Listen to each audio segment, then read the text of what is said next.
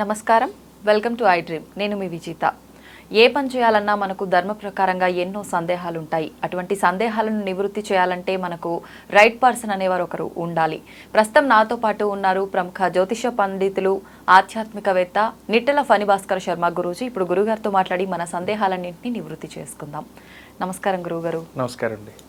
గురుగారు, మనం ఏ పని చేసినా అంటే ఏదైనా తప్పు చేస్తే ఖచ్చితంగా గరుడ పురాణం ప్రకారం మీరు చేసిన ప్రతి ఒక్క తప్పుకి ఒక శిక్ష అనేది రాయబడి ఉంది, ఖచ్చితంగా శిక్ష అనుభవిస్తారని చెప్తుంటారు పెద్దవాళ్ళు.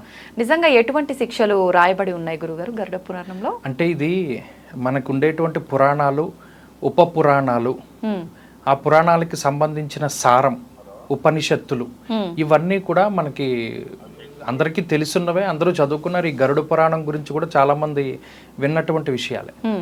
అయితే ఏమిటి ఈ శిక్షలు, ఎందుకు ఈ శిక్షలు, నిజంగా అనుభవిస్తామా అనే క్యూరియాసిటీ చాలా మందికి ఉంటుంది. అసలు మరణానంతర స్థితిని తెలుసుకోవడానికి చాలా మందిలో క్యూరియాసిటీ ఉంటుంది. మీకు అటువంటిది ఎప్పుడైనా తెలుసుకోవాలి అనిపించినప్పుడు మార్కండేయ పురాణం చదవాలి. మార్కండేయ పురాణంలో ఒక తండ్రి, ఒక ఋషి, ఆయన ఒక ముని కొడుక్కి చెప్తూ ఉంటాడు చిన్నప్పటి నుండి, నువ్వు ఇలా బాల్యంలో ఉన్నావు, చదువుకోవాలి, బ్రహ్మచర్యాశ్రమం స్వీకరించాలి, తర్వాత ఏమో బ్రహ్మచర్యాశ్రమం తర్వాత గృహస్థాశ్రమానికి వెళ్ళాలి, గృహస్థు తర్వాత సన్యాసాశ్రమానికి వెళ్ళాలి, ఇలా ఆశ్రమాలు చెప్తాడు. ఈయన వింటా ఉంటాడు. ఇలా నిర్లిప్తత ఆయనలో, ఒక రకమైనటువంటి నిర్లిప్తత, ఉత్సాహం ఉండదు. ఎదుగుతాడు కదా, ఊరు నేను చిన్నప్పటి నుండి నీకు చెప్తున్నాను అలాగే అని, కానీ దీనిలో ఏమైనా డౌట్లు ఉంటే, ఎందుకంటే వింటున్నామంటే దానికి సంబంధించి రెస్పాన్స్ ఇవ్వాలి కదా, అతనేమి ఇవ్వట్లా. అప్పుడు ఆయన అంటాడు, మాట్లాడతాడు ఫస్ట్ సారి చెప్పి ఏమంటాడంటే, నేను ఈ జీవి లోపల ఉండేటువంటి ఈ జీవి 10,000 జన్మలు ఎత్తింది ఇప్పటికొచ్చి. ముందు నేను ఎత్తేనో లేదో తెలియదు, కానీ నాకు 10,000 జన్మలు గుర్తున్నాయి. బ్రాహ్మణ, క్షత్రియ, వైశ్యులు, లేకపోతే పక్షులు, పశువులు, తిర్యగ్యోనిల్లో అన్నిట్లో నేను పుట్టాను. గత జన్మలో నేను కొంత సాధన చేశాను. ఆల్మోస్ట్ నాకు మోక్షం కానీ లేదా అసలు ఇంకో జన్మ ఉండకూడనటువంటి స్థితి వచ్చింది, కానీ చిన్న తప్పిదం చేశాను నేను. అందుకని మళ్ళా ఈ జన్మలో నేను పుట్టవలసి వచ్చింది. బహుశా ఆ జన్మలో చేసినటువంటి పుణ్యం వల్లేమో నాకు పూర్వజన్మ స్మృతి కలిగింది, పూర్వజన్మలన్నీ గుర్తొస్తున్నాయి. గత జన్మల్లో చేసినటువంటి తాలూకా కొంత పాపక్షయం మిగిలిపోయి మీ యందు పుట్టాను నేను తండ్రి గారు. అందుకని నేను మళ్ళీ పెళ్లి చేసుకోవాలని కానీ, మళ్ళీ పుట్టాలని కానీ, ఇంత చదవాలని కానీ నాకేం అనిపించట్లేదండి. భగవంతుడిని చేరడానికి శాస్త్రాలని చదవలసినటువంటి అవసరం లేదండి, ఆయన తత్వం తెలుసు నాకు. అందుకని ఈ జన్మ వచ్చింది, సరే ఇది గడపాలని గడుపుతున్నాను అన్నాడు. అలా తెలిసే అవకాశం ఉంటుందా అండి? కొంతమందికి ఉంటుంది. మీరు ఎప్పుడైనా శ్రీపాద శ్రీవల్లభ చరితామృతం చదివితే అందులో ఒక రాజుగారికి పూర్వజన్మ స్మృతి కలుగుతుంది. ఆయన అడుగుతాడు, అంతకి ఇంత అయితే ఇంతకి ఎంత అని వచ్చిన వాళ్ళందరినీ అడుగుతాడు, ఆ ఊర్లో ఉండేవాళ్ళని. ఎవరు చెప్పలేకపోతారు. దత్తాత్రేయుడు భక్తుడు ఒక ఆయన వస్తాడు, శివశర్మ అని. ఆయన్ని పట్టుకుని అదే ఎందుకంటే ఊర్లో వచ్చిన ఎవడైనా కొత్త పండితులను అందరినీ అడుగుతాడు ఆ ప్రశ్న. అప్పుడు ఈ శివశర్మ దత్తాత్రేయుని తలుచుకుని నమస్కారం చేసి, అంతకి ఇంత అయితే ఇంతకి ఇంతే అంటాడు. ఆశ్చర్యపోతాడు రాజు, మహానుభావుడు, ఇతను ఎవడో గొప్ప పండితుడిలా కనబడుతున్నాడు రా, ఇప్పటి వరకు నాకు ఎవరు చెప్పలేదు. నేను గత జన్మలో తోటకూర అమ్ముకునేటువంటి ఒక వ్యక్తిని, నేను తోటకూర అమ్ముతుంటే ఎవడో కొనుక్కునేవాడు కాదు. సరే, నాకు ఇంకా కావలసిన డబ్బు వచ్చేసాక ఆ తోటకూరను బయట పడేసేవాడిని, పడేయకుండా ఒక బుట్టలో పెట్టేవాడిని. ఆ తోటకూరని ఈ పండితులు, పామరులు, మిగతా వాళ్ళందరూ కూడా ఉచితంగా తీసుకుపోయేవారు. అది నేను దానం చేసిన ఫలితం నా ఖాతాలో వేసి ఈ జన్మని మహారాజుగా ఎత్తేటువంటి అవకాశం ఇచ్చారు. అంత తోటకూర దానం చేశాను కదా, ఈ జన్మలో బండ్లు తోటకూరలు దానం చేస్తున్నాను, నాకు ఎందుకో పూర్వజన్మ స్మృతి కలిగింది. మరి అంత దానం చేస్తే మహారాజు అయినప్పుడు ఇప్పుడు ఇంత దానం చేస్తున్నాను, నేను ఏ జన్మ ఎత్తుతానని అడిగితే ఇంతకి ఇంతే అన్నాడు రాయన అని చెప్పాడు. అప్పుడు ఈ శివశర్మని అడుగుతాడు, గత జన్మలో తోటకూర అమ్ముకునేవాడివి నువ్వు, మిగిలిన దానం చేసావు, నీకు ఉన్న దాంట్లోనే దానం చేసావు కాబట్టి నువ్వు మహారాజు అయ్యావు. నువ్వు ఇప్పుడు మహారాజువి, మనులు, మాణిక్యాలు, రత్నాలు, వైఢూర్యాలు ఇవన్నీ పెట్టుకుని తోటకూర ఇస్తున్నాను. తోటకూర ఇచ్చావు కాబట్టి మళ్ళీ తోటకూర జన్మే అన్నాడు ఆయన. ఈ పూర్వజన్మ స్మృతులు కలిగి ఉన్నటువంటి వారు ఉన్నారు. ఇలాగా ఈ యుగంలో గత జన్మ స్మృతులు కలిగి ఉన్న వాళ్ళని కూడా ఇప్పుడు చాలా ఛానల్స్, డిస్కవరీ లాంటివి రివీల్ చేశాయి. అలా చెప్పినా ఇదంతా పిచ్చి అనుకుంటున్నారు కానీ మరి పూర్వజన్మలో చేసినవన్నీ వాళ్ళు ఎలా చెప్పగలిగారు? గత జన్మ అనేటువంటిది ఉంది అంటే వాళ్ళు చెప్పినా అది ఎంతవరకు నిజము అనే క్లారిటీ మనకు లేదు. మన శాస్త్రాలు చెప్తున్నాయి కదా. ఇప్పుడు ఈ ముని ఏం చెప్పాడు, ఇతను 10,000 జన్మలు ఎత్తావా, అయితే ఓ పని చేయరా అబ్బాయి, ఈ శరీరం వదిలిపెట్టిన తర్వాత ఏం జరిగింది, ఈ కొత్త శరీరం ఎత్తేంత వరకు నీకు యోగ బలం ఉంది కాబట్టి నీకు గుర్తుంది కదా, దానిలో ఉన్న విషయాలు చెప్పంటే ఈ మార్కండేయ పురాణాంతర్గతమైనటువంటి విషయాలు ఇవన్నీ ఆయన చెప్పడం ప్రారంభించాడు. ఆ కుర్రాడు, నేను శరీరాన్ని వదిలిపెట్టేశాను, నేను అక్కడక్కడే తిరిగాను కొంతసేపు, నా మాట ఎవరికి వినబట్టలేదు, ఓహో నేను శరీరానికి నాకు సంబంధం తెగిపోయింది అనుకున్నాను, నన్ను ఇలా తీసుకెళ్తున్నారు, ఈ 11 రోజుల పాటు జరుగుతుంది ప్రయాణం, ఈ 11 రోజులు అందుకనే మన వాళ్ళు శ్రాద్ధాది కార్యక్రమాలు లేకపోతే ఇంకోటి కార్యక్రమాలు చేస్తారు. వెళ్ళే దోవలో ముళ్ళు, భయంకరమైనటువంటి ఎండ, అగ్ని, ఇవన్నీ నాకు ఉన్నాయి. అయితే నేను చేసినటువంటి దాన ఫలితం చెప్పులు ఇచ్చారు నాకు, నేను ఎందుకంటే ఒకడికి చెప్పులు దానం చేశాను, నేను ఒకడికి గొడుగు దానం చేశాను, నాకు గొడుగు వచ్చింది. ఇలా నేను ఏం దానం చేశానో దానం తాలూకు ఫలితం ఈ 11 రోజుల్లో నాకు వచ్చాయి. ధర్మోదకాలు వదులుతారు, వాడికి నడుస్తూ వెళ్తూ ఉన్నటువంటి వాడికి దాహం వేస్తూ ఈ నీళ్లు అందిస్తారు వాళ్ళు. ఇలా వెళ్ళాను, 11 రోజులు పట్టింది యమపూరికి చేరుకోవడానికి నాకు. ఈ 11 రోజులు అందుకనే కార్యక్రమాలు చేస్తారు మన వాళ్ళు. వెళ్ళిన తర్వాత మరి అప్పుడు యాతనా శరీరం అనేటువంటి ఒక శరీరాన్ని ఇచ్చారు. ఆ యాతనా శరీరంతో నా ప్రయాణం కొనసాగింది. యాతన అంటే నరక యాతన, అందులో అదే పేరుది.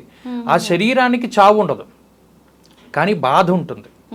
ఈ జన్మలో ఏదైనా అబద్ధం చెప్పాం, నోట్లో కాగుతూ ఉన్న నూనె పోసేస్తారు, ఏదైనా ఒక పవిత్రమైనటువంటి నదీ నదాల్లో ఉమ్మేశాం, లేదా మలాన్ని మూత్రాన్ని అందులో విసర్జన చేశాం, లాలాపీబ నరకంలో పాడేస్తాడు. అంటే ఉమ్ములు ఉచ్చలు ఉన్నటువంటి ఆ సరస్సులో వీడిని పాడేస్తారు. దాన్ని లాలాపీబ నరకం అంటారు. ఏదైనా ఒక పుణ్యం నదిలో కానీ లేదా సముద్రంలో కానీ ఏదైనా మనం యూరిన్ చేసినా లేకపోతే మలమూత్రాలను విసర్జన చేసినా, లేదా ఒక నదిలో స్నానం చేస్తూ వేరే నదిని దూషించిన, మొన్న ఈ నదిలో స్నానం చేశాను నేను, ఆ నీళ్ళు అంత బాగాలేదు, ఈ నీళ్లు బాగున్నాయి, లాలాపీబ నరకంలో పాడేస్తాడు. అలాగే పరభార్య మోహితులు, ఎవరైతే తన భార్య కాకుండా వేరే భార్యని ఆలింగనం చేసుకుంటాడో వాడిని తీసుకెళ్లి భగభగా మండుతూ ఉన్నటువంటి ఎర్రటి స్తంభాన్ని కౌగిలించుకోమంటారు. అలాగే స్త్రీలకి కూడా ఇదే రకమైనటువంటి శిక్షలు ఉంటాయి. ఈ శిక్షల నుండి మనం బతుకున్నప్పుడే మనం ఏదైనా చేసుకుని తప్పించుకోవాలి కానీ ఒకసారి శరీరాన్ని వదిలిపెట్టేస్తే మనకి కుక్క జన్మ వస్తుందో కోతి జన్మ వస్తుందో తెలియదు. ఈ జన్మలో ఏ జీవినైతే మనం హింసించి చంపేస్తామో ఆ జీవి మీద ఎన్ని రోమాలైతే ఉంటాయో అన్నిసార్లు ఆ జీవిగానే పుడతామని చెప్పింది కాశీఖండం.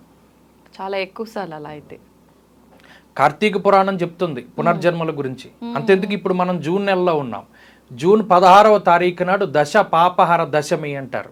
ఈ దశ పాపహర దశమి రోజున గనక మనం గంగానదిలో స్నానం చేస్తే, జ్యేష్ఠమాసే సితౌపక్షే హస్త నక్షత్ర సంయుక్తౌ, జ్యేష్ఠమాసంలో శుక్లపక్షంలో దశమి తిథి రోజున హస్తా నక్షత్రం ఉన్న రోజున గనక గంగానదిలో స్నానం చేస్తే 10 జన్మలుగా చేస్తూ ఉన్నటువంటి 10 రకాలైనటువంటి పాపాలని తీసేస్తారన్నారు. ఏం పాపాలండి అవి? 3 శారీరకమైనటువంటి దోషాలు. అంటే ఏంటి? ఈ శరీరం ఎవరికైనా వస్తువులు మీరు తీసుకుని తిరిగి ఇవ్వకుండా మీ దగ్గర దాచిపెట్టేసుకోవడం, అది కూడా దోషం. అది దోషం, అంతే కదా. దొంగిలించడం. 2 పరభార్యా సేవనం. తర్వాత ఈ శరీరంతో చేసినటువంటి రకరకాలైనటువంటి దోషాలు. తర్వాత 4 మానసిక దోషాలు. మనది కాని దాన్ని మనది కింద ఊహించుకుని అనుభవించడం మనసులో, అది కూడా దోషం. మరి అంతే కదా. అలాగే ఇంకా మానసిక దోషాలు చెప్పాడు, చాలా భయంకరమైనవి.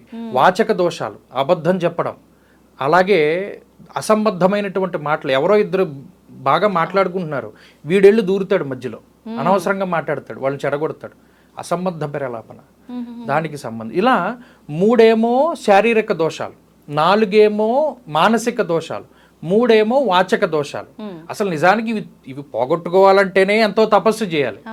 ఎటువంటి తపస్సు లేకుండా ఈ జూన్ 16వ తారీఖు దశమి రోజున దీన్ని గంగా దసరా అంటారు. అమ్మవారికి ఎలా అయితే దసరా ఉంటుందో గంగా నదికి కూడా దసరా ఉంటుంది. అది ఈ జ్యేష్ఠమాస పాడ్యమి నుండి నవమి వరకు ఉండి దశమి రోజున స్నానం చేయాలి. అది కూడా దశాశ్వమేధ ఘాట్లో చేయమన్నాడు కాశీలో. అలా చేస్తే 10 జన్మలుగా వస్తున్న 10 రకాల పాపాలు పోతాయని చెప్పి శాస్త్రం చెప్పింది. మరి ఇవన్నీ కూడా మనం కర్మలే కదా. ఈ కర్మల్ని అనుసరించే గరుడ పురాణంలో మనకి శిక్షలను చెప్పారు. ఇవి అనుభవించి చెప్పినటువంటి వారు ఉన్నారు. ఓకే. పురాణాల్లో ఇప్పుడు ఈ మార్కండేయ పురాణంలోనే అతను చెప్తాడు ఈ విషయాలన్నీ. కాబట్టి ఇవన్నీ కూడా ఉన్నాయి. గరుడ పురాణంలో వేసేటువంటి శిక్షలు, కొన్ని శిక్షలు భగవంతుడు మరణానంతరమే వేయడు, ఈ జన్మలోనే అనుభవించేలా చేస్తాడు.